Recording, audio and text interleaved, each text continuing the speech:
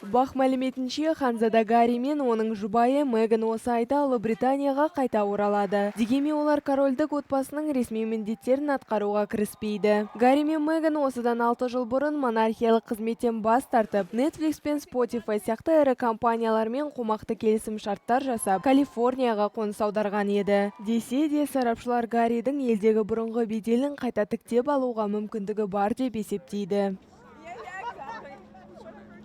If he really wants to come back to the UK and be a public figure again, then it will be, he will have to sort of move slowly and deliberately to sort of rebuild his presence here in the UK.